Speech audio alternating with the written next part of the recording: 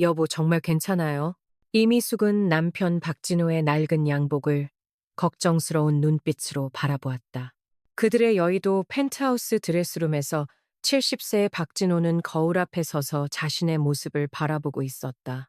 수천억 원대의 부동산 재벌이지만 그는 여전히 20년 전 처음 성공했을 때 입었던 것과 같은 스타일의 수수한 옷을 고집했다. 45년이에요. 진호가 부드럽게 말했다. 우리가 함께한 45년. 그동안 당신은 한 번도 호화로운 것을 요구한 적이 없었죠. 미숙은 남편 곁으로 다가가 그의 어깨를 가볍게 쓰다듬었다.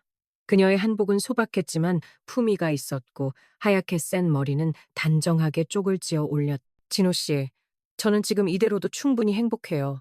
강남의 명품 가방이나 보석 같은 건 필요 없어요. 진호는 거울 속 아내의 모습을 바라보며 미소 지었다. 그의 눈빛에는 45년의 세월이 고스란히 담겨 있었다. 당신이 그 루이비통 매장 앞에서 가방을 바라보던 모습을 봤어요. 내 아내가 한 번쯤은 명품 가방을 들어도 되지 않을까요? 그건 그냥? 미숙의 볼이 살짝 붉어졌다. 구경만 한 거예요. 당신은 나와 함께 가장 힘들었던 시절을 견뎌냈어요. 건설 현장에서 일할 때도 밤늦게 귀가하는 나를 늘 따뜻한 국으로 맞아주었죠. 진호의 목소리가 깊어졌다. 이제는 내가 당신에게 좋은 것을 해주고 싶어요. 그들은 펜트하우스를 나와 오래된 현대차에 올랐다. 강남 거리는 최신식 외제차들로 가득했지만 진호는 자신의 낡은 차가 전혀 부끄럽지 않았다. 루이비통 매장에 들어서자 차가운 공기가 그들을 맞이했다. 20대 초반으로 보이는 직원들이 수수한 차림의 노부부를 힐끗거렸다. 한 여직원은 동료와 작게 웃음을 나누었다. 죄송하지만 거만한 목소리가 들렸다. 여기는 루이비통 매장입니다. 혹시 길을 잘못 들어오신 건 아닌가요? 입구에 서 있던 매니저로 보이는 젊은 여성이 차갑게 말했다. 그녀의 시선은 진호의 낡은 양복과 미숙의 소박한 한복을 위아래로 훑었다. 진호는 천천히 고개를 들어 매니저를 바라보았다. 45년 전 그가 처음 건설 현장에서 일을 시작했을 때 받았던 그 멸시의 눈빛과 똑같았다. 네, 맞습니다. 그의 목소리는 조용하지만 단호했다. 제 아내의 45번째 결혼기념일 선물을 사러 왔습니다. 매장 안의 공기가 순간 얼어붙었다. 박진호의 말이 끝나자마자 직원들 사이에서 작은 웃음소리가 들렸다. 하지만 그는 개의치 않았다. 45년 전 그가 처음 건설 현장에서 일을 시작했을 때도 사람들은 그를 그렇게 비웃었다. 결혼기념일 선물이요? 매니저가 코웃음을 쳤다. 죄송하지만 저희 매장의 가방은 최소 1,000만 원대부터 시작합니다. 혹시 근처에 있는 다른... 진호는 지갑에서 검은색 카드를 꺼냈다. 매니저의 말이 중간에 끊겼다. 그녀의 눈이 카드를 보고 커졌다. 그것은 국내에서 단 100명만이 소지하고 있는 프라이빗 블랙카드였다. 아, 매니저의 얼굴이 창백해졌다. 대단히 죄송합니다, 고객님. 저희가 신뢰를... 이미숙은 남편의 팔을 잡았다. 여보, 그만 가요. 다른 데로. 아니요. 진호의 목소리는 부드러웠지만 단호했다. 당신이 마음에 들어한 가방이 있었죠. 어떤 거였는지 보여주세요. 이미숙은 잠시 망설였지만 한쪽 벽에 걸린 우아한 갈색 가방을 가리켰다. 그녀는 몇 주 전부터 그 가방을 눈여겨보고 있었다. 좋은 안목이세요. 이제는 극도로 공손해진 매니저가 말했다. 이건 저희 이번 시즌 최고급 라인의 리미티드 에디션입니다. 전 세계에 단 50개만 제작되었어요.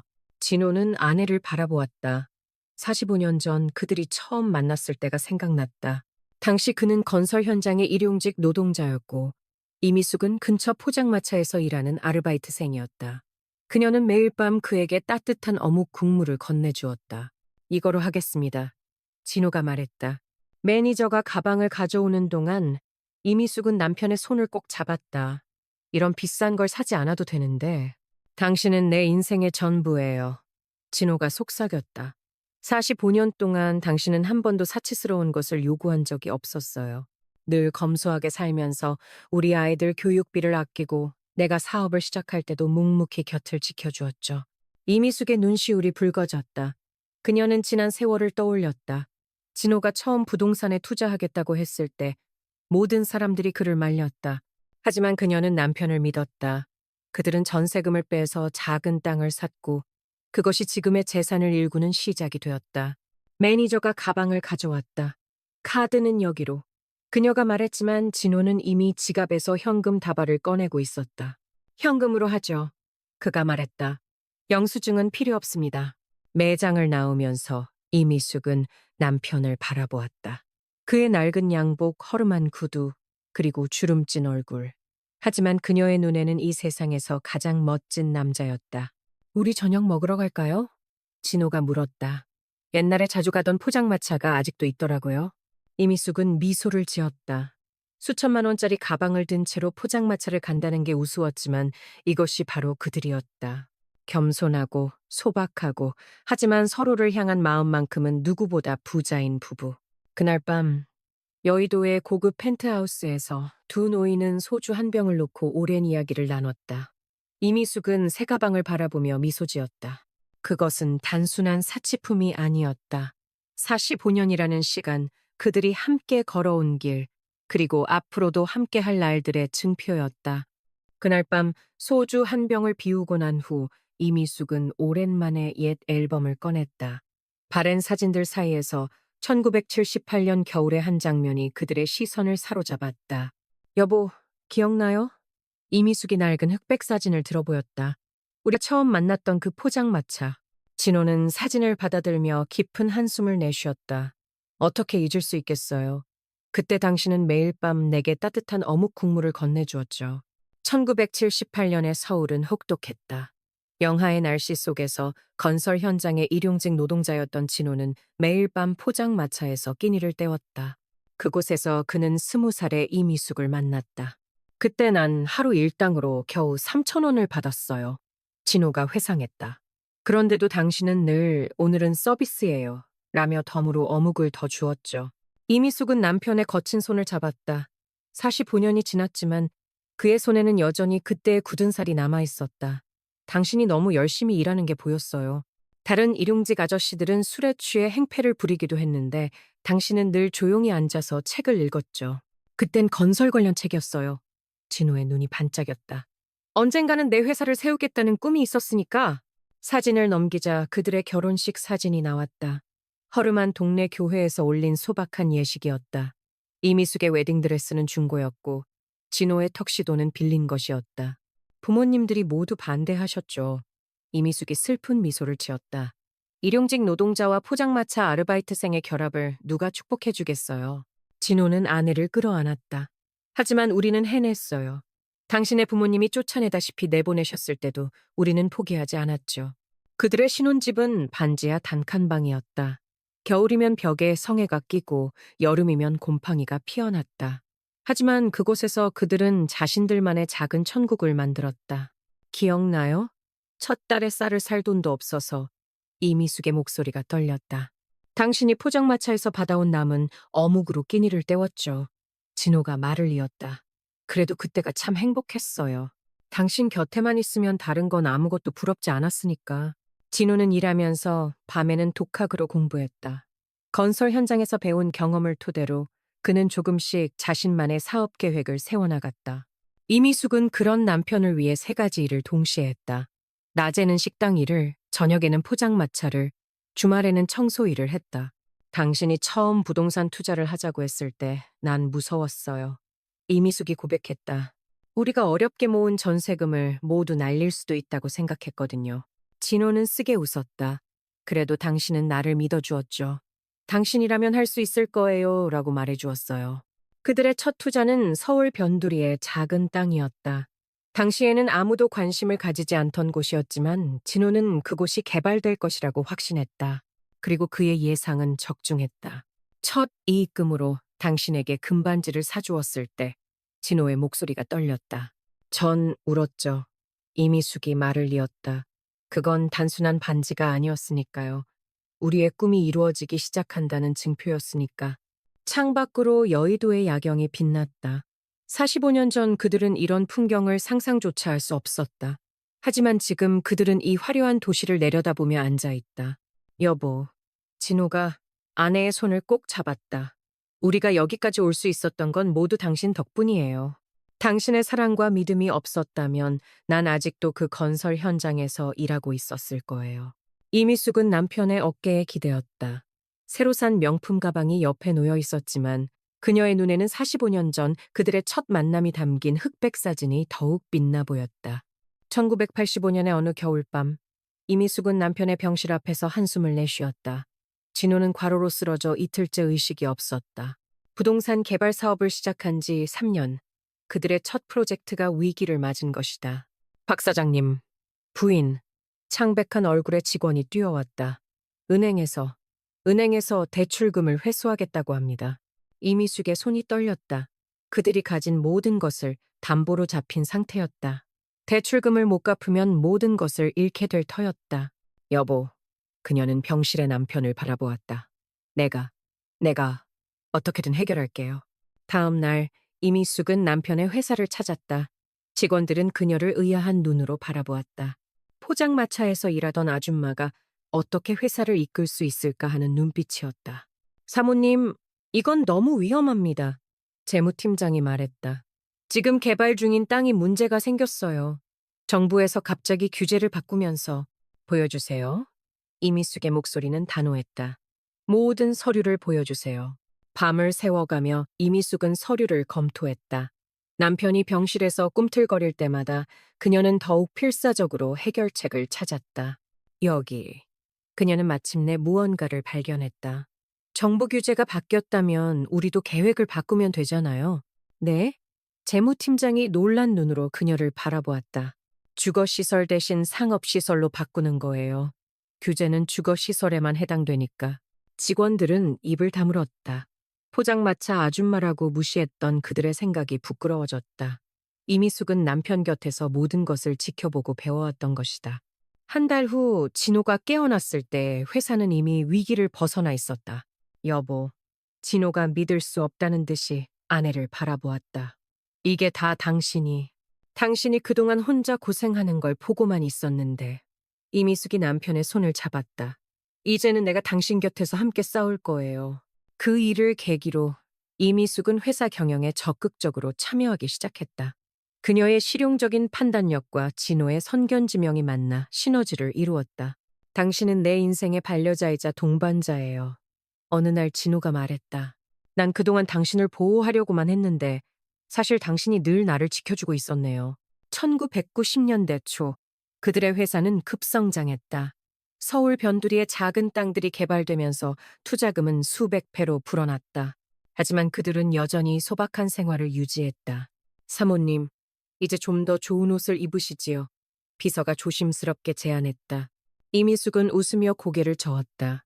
이 한복이 내 정체성이에요. 내가 어디서 왔는지 잊지 않게 해주는. 그러던 어느 날 한대형 건설사에서 그들의 회사를 인수하겠다는 제안이 들어왔다. 제시된 금액은 상상을 초월하는 것이었다. 어떻게 생각해요? 진호가 아내에게 물었다. 이미숙은 잠시 생각에 잠겼다. 당신이 이 회사를 시작했을 때의 꿈을 기억해요.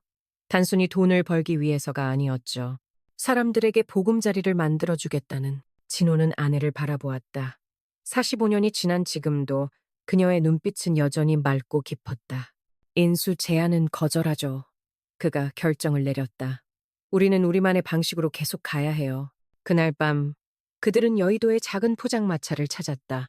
수천억 대 기업의 대표이사 부부가 허름한 포장마차에서 어묵을 먹으며 웃고 있었다. 여보, 진호가 말했다. 우리가 여기까지 올 수 있었던 건 당신이 늘 내 곁에 있었기 때문이에요. 이미숙은 미소를 지었다. 45년 전 그녀가 어묵 국물을 건네주던 그 순간부터 그들의 사랑은 한 걸음씩 여기까지 왔다. 아버지, 어머니, 이제는 좀 편하게 사세요.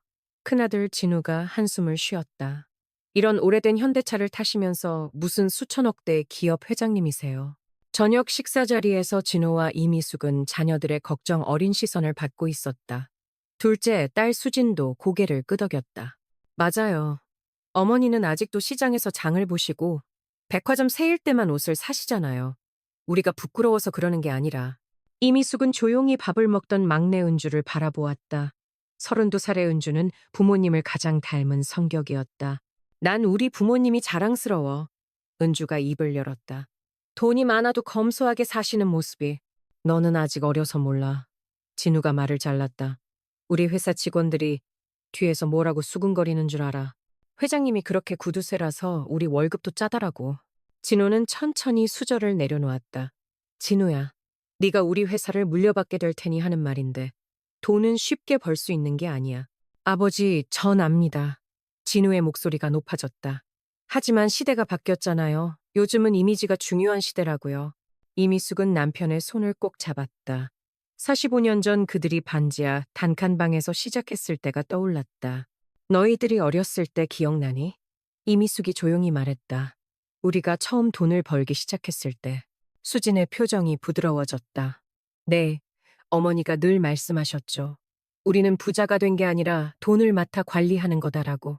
맞아. 진호가 고개를 끄덕였다. 돈은 우리 것이 아니야. 사회에 환원하고 어려운 이웃을 도와야 할 책임이 있는 거지. 하지만 아버지, 진우가 반박하려 했다. 그때 은주가 갑자기 일어났다.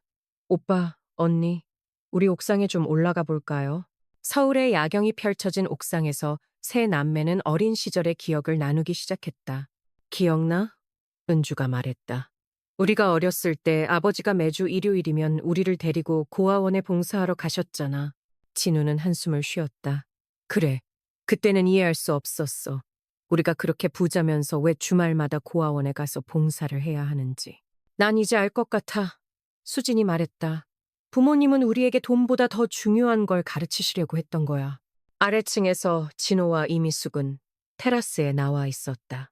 쌀쌀한 가을바람이 불었지만 서로의 온기로 충분했다. 걱정되나요? 이미숙이 물었다. 진호는 고개를 저었다. 아니요, 우리 아이들이 언젠가는 이해할 거예요. 당신과 내가 그랬던 것처럼. 여보, 이미숙이 남편의 어깨에 기대었다. 우리가 잘 살아온 걸까요? 진호는 아내를 바라보았다. 45년이라는 세월이 흘렀지만 그녀의 눈빛은 여전히 그날처럼 맑았다. 우리는 최선을 다했어요. 그가 말했다. 돈을 벌기 위해서가 아니라 올바른 일을 하기 위해 노력했죠. 그때 위층에서 웃음소리가 들려왔다.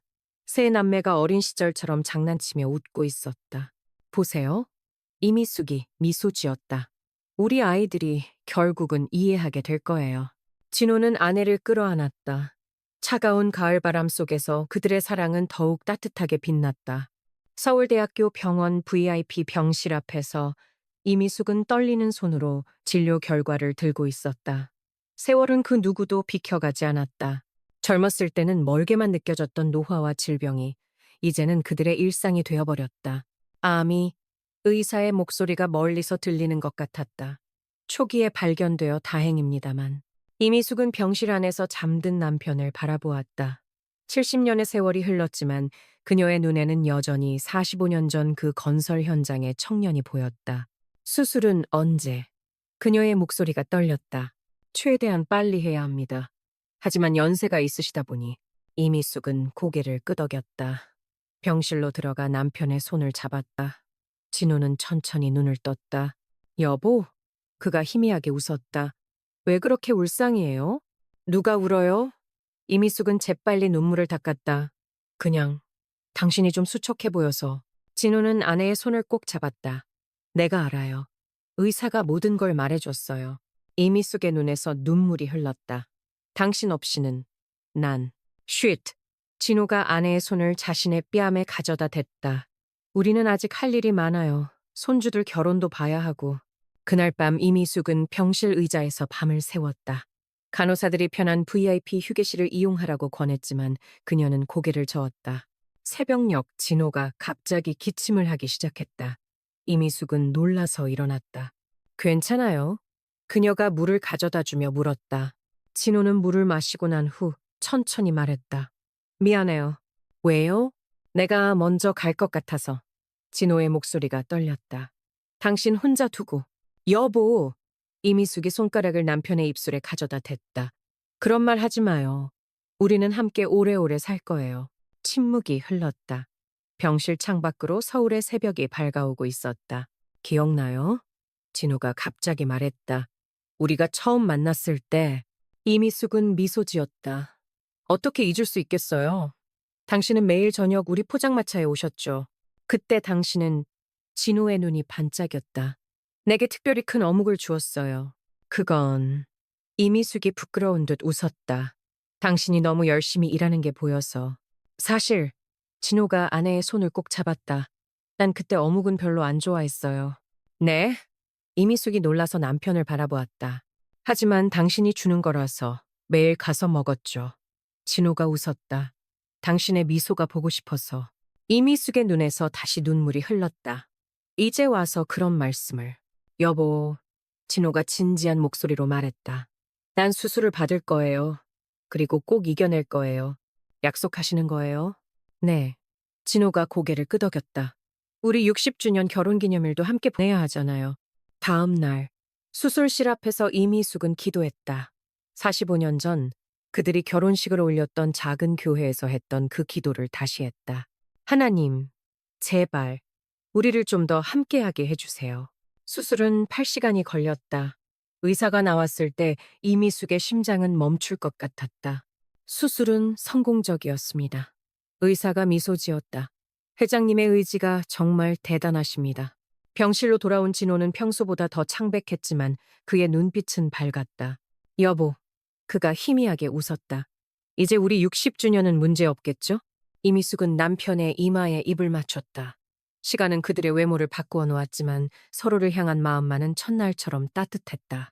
할아버지, 이거 제가 직접 만든 미역국이에요. 15살 은주의 딸 지은이가 조심스럽게 그릇을 내밀었다. 수술 후 3개월, 진호는 이제 집에서 요양 중이었다. 손녀의 정성이 담긴 미역국을 보며 그의 눈시울이 붉어졌다. 우리 지은이가 이렇게 컸나. 진호는 떨리는 손으로 숟가락을 들었다. 첫 모금을 마시자 45년 전 이미숙이 처음 끓여준 미역국 맛이 떠올랐다. 이미숙은 부엌에서 미소 짓고 있었다. 손녀가 할아버지를 위해 요리하는 모습이 마치 젊은 시절에 자신을 보는 것 같았다. 할머니, 할아버지는 제가 만든 거 맛있다고 하시는데 진짜 맛있는 건가요? 지은이가 걱정스럽게 물었다. 이미숙은 손녀를 끌어안았다. 사랑하는 마음으로 만든 음식은 언제나 맛있는 거야. 저녁이 되자 가족들이 하나둘 모여들었다. 진우와 수진, 은주와 그들의 배우자들, 그리고 5명의 손주들까지. 평소에는 너무 바빠서 모이기 힘들었지만 할아버지의 병환 이후로는 매주 금요일 저녁을 함께 보내기로 했다. 아버지, 진우가 조심스럽게 말을 꺼냈다. 회사 일은 걱정하지 마세요. 제가 잘 꾸려가고 있습니다. 진호는 고개를 끄덕였다. 큰아들이 이제는 제법 믿음직스러워 보였다. 진우야, 그가 말했다. 네가 회사를 맡게 된 건 네가 내 아들이어서가 아니야. 방안이 조용해졌다. 네가 이제는 돈보다 사람이 중요하다는 걸 알게 된 것 같아서 그래서 널 믿기로 한 거야. 진우의 눈에 눈물이 고였다. 얼마 전까지만 해도 그는 회사의 이미지를 위해 부모님의 소박한 생활 방식을 바꾸려 했었다. 어머니? 수진이 이미숙의 손을 잡았다. 요즘 너무 힘드시죠? 제가 아버지 간호 좀 도와드릴게요. 이미숙은 고개를 저었다. 괜찮아. 이게 다 내 행복이야. 하지만 어머니도 연세가 있으신데. 은주가 걱정스럽게 말했다. 사랑하는 사람을 돌보는 건 결코 힘든 일이 아니란다. 이미숙이 미소 지었다. 45년 전 너희 아버지가 건설 현장에서 다쳤을 때도 그랬어. 밤이 깊어가면서 가족들은 하나둘 돌아갔다. 마지막으로 남은 지은이가 할아버지 할머니를 꼭 안아드렸다. 다음 주에 또 미역국 끓여드릴게요. 둘만 남은 침실에서 진호는 창밖에 달을 바라보았다. 여보, 우리가 복이 많은 사람이죠? 이미숙은 남편의 어깨를 마사지하며 대답했다.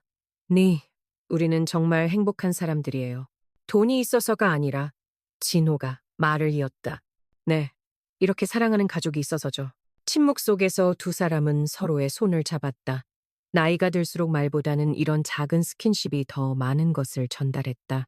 여보, 진호가 갑자기 말했다. 우리 내일 바다 보러 갈까요? 네. 하지만 아직 몸이. 괜찮아요. 의사 선생님도 산책은 좋다고 하셨잖아요. 진호의 눈이 반짝였다. 45년 전 우리가 처음 데이트했던 그 바닷가로 가요.